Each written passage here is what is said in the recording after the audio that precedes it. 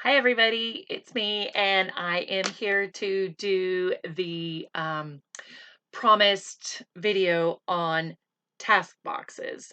I don't know if you're familiar with task boxes, and I know we all do them differently, and there's just so many options that we can do.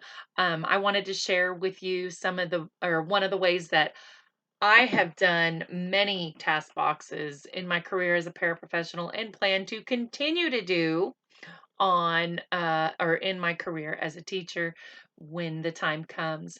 So these are just a plain pencil box. That's all this is. This is probably my favorite form of task boxes. I know there's a lot that you actually make the task from the box. These I basically use as a compartment for the task. Now, the reason why I prefer the pencil boxes is because I just think the space is good because I've used the generic or the Rubbermaid shoebox plastic containers, and they take up more space on the shelf. So if you can fit it in here, this to me is my favorite size, but you can use anything. I mean, I've used tiny little squares, I've used the shoebox ones, but so for today, my first task box I would like to share with you that I would like to make with you, which I've done a lot of the steps prior to because I just really didn't think you'd want to sit here and watch me cut, but is a pencil box. And you can find these really cheap a lot at many of the stores. I don't know if I'm even allowed to say the names of the stores, so I'm sure you can figure it out. I know I bought a set of 12 online. It was more expensive. But anyways, what I initially start out with is this. And then I think about the task. I mean, you could put any task in this. You could bead pipe cleaners. You can do the hole punch one. That's not one of my favorite ones. It's great for fine motors, but it makes such a mess. Um, but you could put it in here. But this particular one I'm going to do is a reading letter. I mean, it works for fine motors too, just because the kids are going to have to use their fingers to pinch.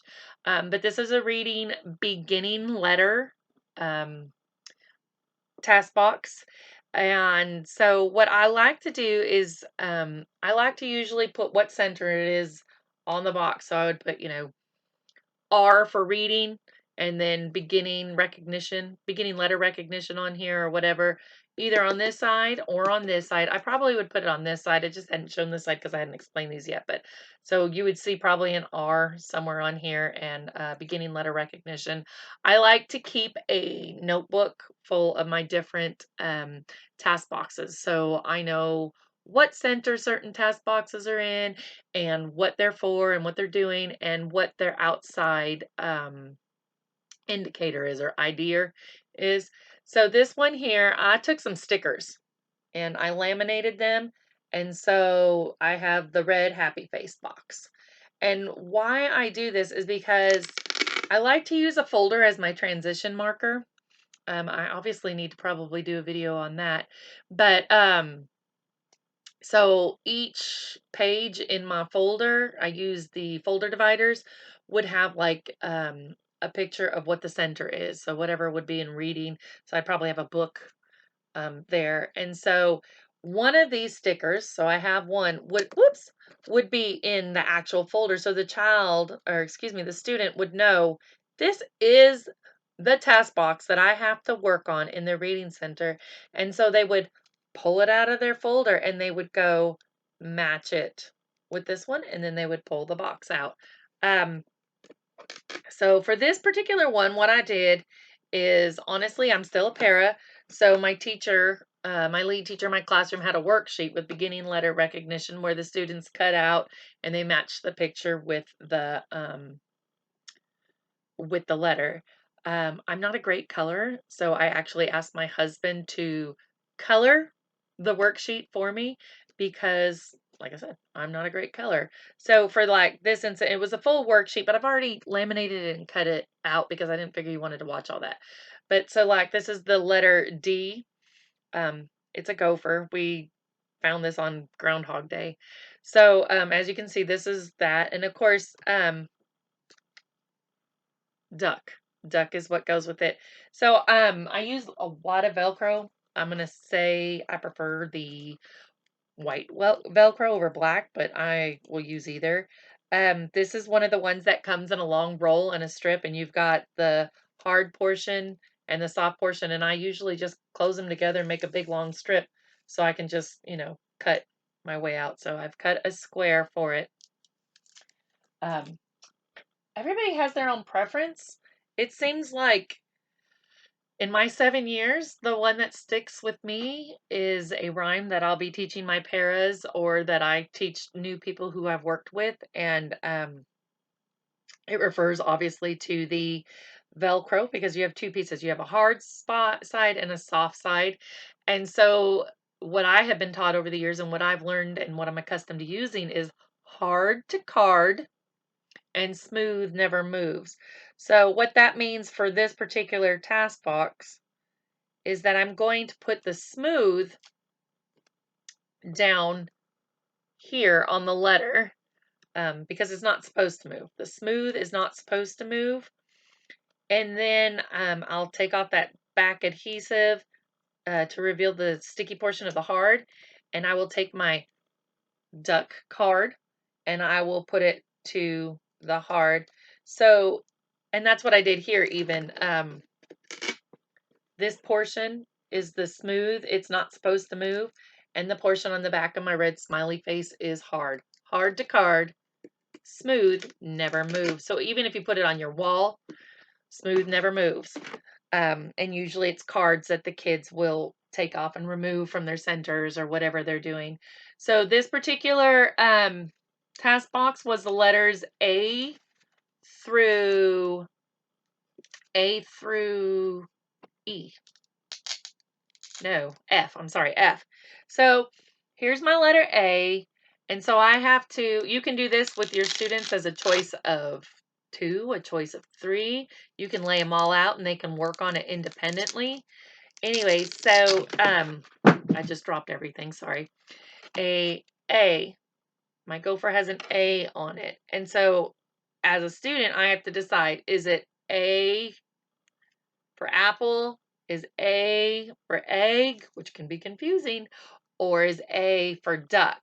And so I take my apple, which has hard on it, and I place it on the soft A card.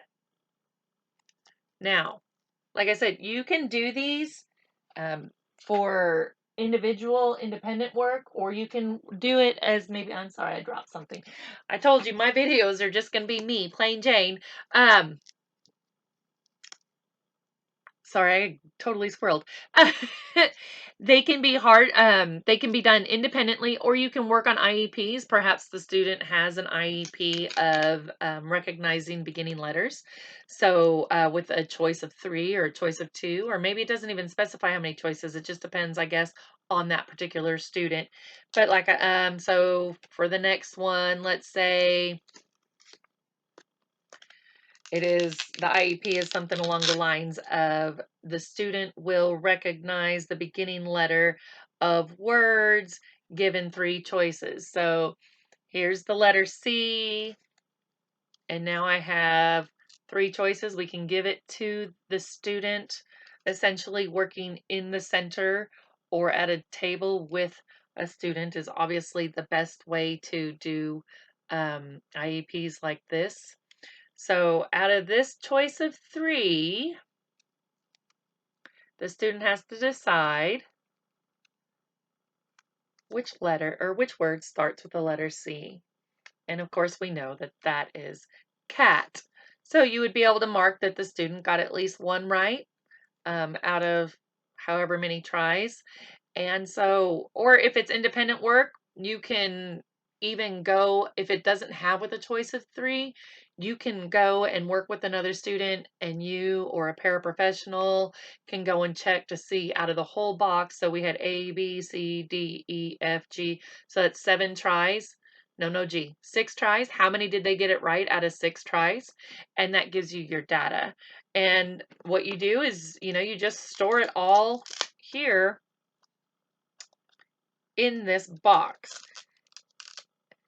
And depending on the student, they can clean it up and take it off, but, some students might get upset if you, have them destroy what they just worked on, so you might have to do it later. And you just put everything in here, so when the student comes to it the next time, or the next student comes to it, if they have the same IEP, then obviously it's not prepared for them. It's all shuffled and they'll do their own work. So I think this is a great task box for IEPs. It's also a great task box for independent work. It would just depend, obviously, in the grade level and the students that you're working with at what level, if it's high level or low level, beginning level. So that's just one option for my task boxes. And like I said, so these would all, I would have multiple of these with different pictures on it in a shelf. So each student would have a different one each day. You don't want them to get bored with it. And you might hold some back and bring them out the next month. So, like, this was A through F. So maybe next time you can have G through L, and just rotate them so they don't get used to it, and maybe even shuffle them up sometimes if you have to. And then once they've mastered all of these, you can start beginning with end letter recognition or middle letter recognition with your CVC words. So that is one way of doing a task box. I just thought I'd share it with you. My husband has been wondering when I was going to make it, so I went ahead and made it. Again, all you need for that is Velcro, a worksheet, colors, um, scissors, and a laminator. Now, you may not have a laminator in your classroom. I bought one for my home, so but every campus usually has a laminator. And if that is not an option, you can go to some stores, some school stores, school supply stores, and they actually will laminate for you or allow you to use the laminator. So it's a win-win situation. So I hope that was informative. I hope, I mean, it's kind of basic, but I hope it gave you some kind of idea for an idea for task boxes and maybe generate some new ideas.